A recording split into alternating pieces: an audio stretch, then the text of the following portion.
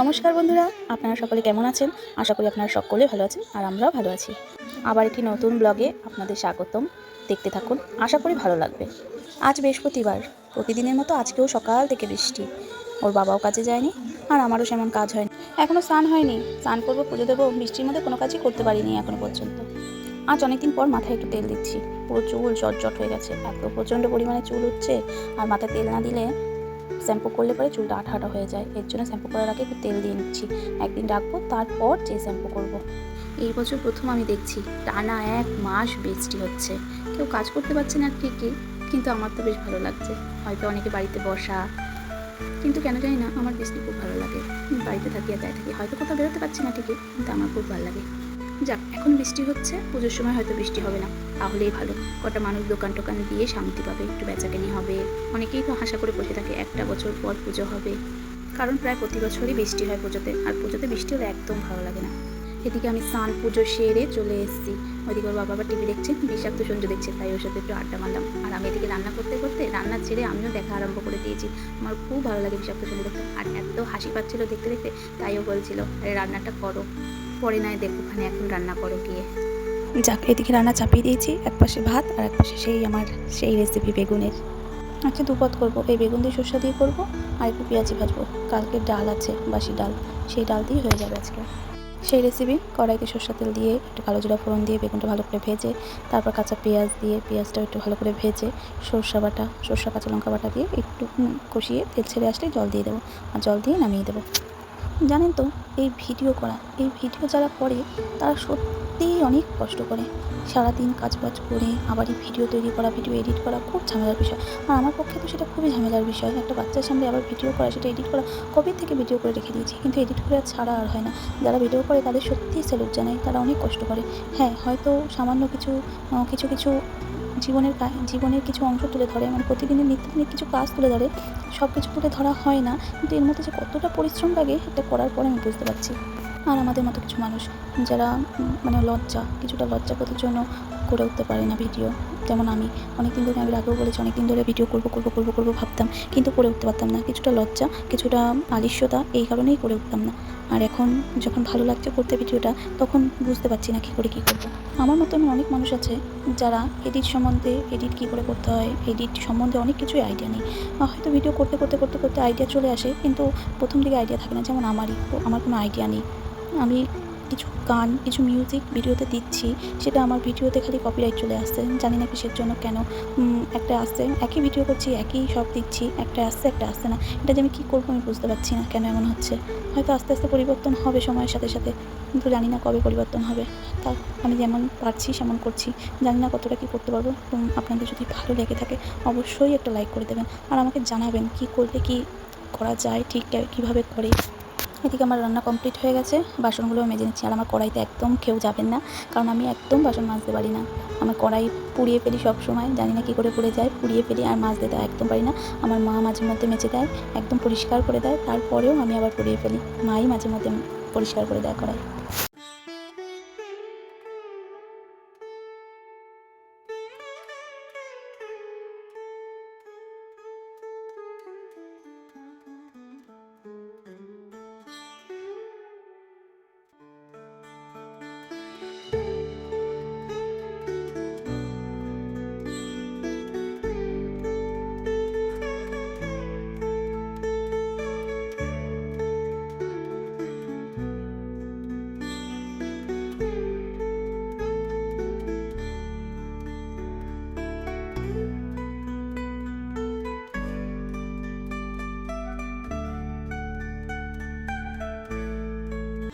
কালকে শুক্রবার, মনসা পুজো আছে। আমরা চাকি দিয়ে পুজো করাই, আমাদের ব্রাহ্মণ, তাদের বাড়ি মনসা ঠাকুর আছে, মানে দুটো ঠাকুর আছে, মনসা ঠাকুর আর বিপত্তারিণী ঠাকুর আছে। তো সেই বাড়িতেই মনসা পুজো কালকে। আর এর আগে দেখিয়েছিলাম আমার বাবুর জামা আমি পাল্টে এনেছি, সেগুলোই বের করছি। আর ও ঠাকুমা এসেছিলো, ও ঠাকুমা দুটো জামা দিয়ে গেছে, তা জামাগুলো একটু ছোটো ছোটোই হয়েছে, জামাটা পাল্টে আনবো কিনা ভাবছি। আগে সব বের করে দেখি কোন জামাটা ছোটো আর কোন জামাটা বড়ো আছে, কোন জামাটা ছোটো আছে, এখন পরালে কি ভালো হবে কিনা। সব জামা আমি বের করে একটু দেখে নিই, অনেকদিন দেখা হয় না। আর এখন যদি না পরাই তাহলে পরে আর পরানো হবে না, পরানো যাবে না, সব ছোটো হয়ে যাবে আস্তে আস্তে। ও তো বড় হচ্ছে, আস্তে আস্তে তো ছোটো হবে না, আস্তে আস্তে বড়ো হবে। আর একবার জামা ছোটো হয়ে গেলে পরে আর পরতে পারবে না। আর সবাই ওকে ভালোবেসে এই জামা প্যান্টগুলো দিয়েছে, যদি নাই পরতে পারে তাহলে যারা দিয়েছে তারা কষ্ট হবে। বিশেষ করে ওর ঠাকুমা আর ওর দিদুন, দাদু এরাই দিয়েছে, ওর মামা, ওর বড়ো মামা এরাই দিয়েছে। তো জামাগুলো আগে দেখি কেমন আছে। যেগুলো একটু ছোটো হবে সেগুলো বের করে রাখবো, আর যেগুলো একটু বড়ো হবে সেগুলো আবার ঢুকিয়ে রাখবো, পরে পরাবো, আবার পরে বের করবো। আর একবারে এতগুলো বের করলে না, এক গাদা জামা প্যান্ট বের করলে সেগুলো ফালতু ফালতু নষ্ট হয়, আর কোথাও গেলে পরে আবার সমস্যা হয়ে যাবে। আর আমি জামা কাপড় ওর সবসময় ধুয়েই রেখে দিই, বেশিরভাগগুলো ধুয়ে রেখে দিই, কারণ কোথাও গেলে হট করে ধোয়া হয় না। আর অনেক সময় জামা প্যান্ট থাকেও না, ধোয়া থাকে না, মানে নতুন তো থাকেই, সেটা স্বাভাবিক, বাচ্চা মানুষের অনেক জামা কাপড় থাকে, কিন্তু ধোয়া থাকে না। আর ধোয়া ছাড়া আমি আধোয়া জামা কাপড় ওকে কোনো সময় পরাই না। আর কালকে যে বাড়িতে মনসা পুজো আছে সেই বাড়িতে ওর একটা মানসিক আছে। হলো ওই ব্রাহ্মণ করেছিল, আমাদের নাম করেই উনি করেছিল। আর ওর বাবাও মুখ দিয়ে বলেছিল যে একটা মানসিক করে রেখো, তা ওর নামে একটা মানসিক আছে, সেটাই দিতে যাবো কালকে। একবারে জামা বের করে রাখবো, কালকেও আমার পুজো দেওয়া হয়ে যাবে। আর যেগুলো ছোটো হয়ে যাচ্ছে সেগুলো একবারে পরিয়ে ফেলবো, সব বের করে একবারে ধুয়ে রাখবো আমি।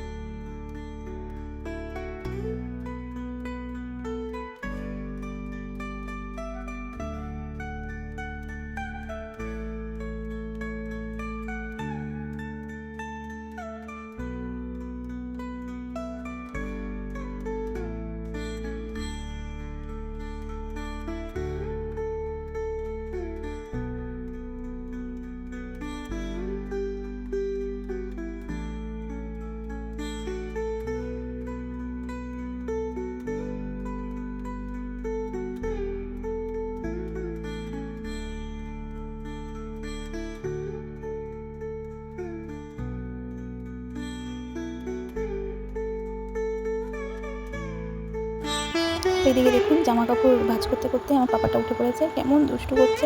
আমি দুষ্টুমিটা আপনাদের দেখানোর জন্যই একটু ভিডিওটা করলাম। আর ওর টিপটা পরানো আছে, সত্যি খুব ব্যাকা হয়ে গেছে, এত নাড়াচাড়া করে না, ওর জন্য পড়াতে গিয়ে ব্যাকা হয়ে গেছে। দুষ্টুটা দেখুন আবার আমার দিকে কেমন পেছন দিয়ে শুয়ে পড়েছে, আবার ইচ্ছে করে কান্না করে, জানেন তো, ইচ্ছে করে করলাম। এখন সন্ধ্যে 7টা বাজে, এখন আমি চলে এসেছি রাতের খাবার করতে। কালকে চিকেন আনা হয়েছিল, চিকেনটা একটু বেশি ছিল, তাই আমি কিছুটা রেখে দিয়েছিলাম। কিছুটা চিকেনে ওই আদা, জিরা, একটু রসুন, কাঁচা লঙ্কা বাটা দিয়ে ম্যারিনেট করে ফ্রিজে রেখে দিয়েছিলাম। চিলি চিকেন বানাবো সকালবেলা। দুপুরবেলা তো ওই বেশি কিছু করিনি, কালকে বাসি ডাল ছিল আর ওই করেছিলাম। রাত্রে একটু স্পেশাল করবো বলেই আজকে ওই করেছিলাম। সত্যি জানেন তো, চিলি চিকেন করাটা খুব সোজা, বলতে খুবই সোজা, একটু ঝামেলা সাপেক্ষ, মানে কাটাকাটিটা করতে একটু সময় লাগে, অনেকটাই সময় লাগে, একটু না অনেকটাই সময় লাগে। লঙ্কা কুচি করা, আদা, রসুন এসব কুচি করতে অনেক সময় লেগে যায়, কিন্তু একবার রেডি করে বসিয়ে দিলে বেশিক্ষণ সময় লাগে না। সব কিছু রেডি করে নিয়ে, সসটা রেডি করে নিয়ে, আর পকোড়াটা ভেজে রেখে দিলে আর বেশিক্ষণ সময় লাগে না। হয়তো আদা, জিরা, রসুন, কাঁচা লঙ্কা পেস্ট দিয়ে ম্যারিনেট করে রেখে দিয়েছিলাম। আজকে বের করে ওর মধ্যে কর্নফ্লাওয়ার দিয়ে ভালো করে মেখে একটা ডিমও দিয়েছিলাম, ডিমটা দিলে বেশি একটা ভালো হয় না, ডিমটা দিলে না কেমন একটু সফট হয়ে যায়, একটু ক্রিস্পি হয় না। এমনি ডিম ছাড়া করলে ক্রিস্পি হয় ভালো।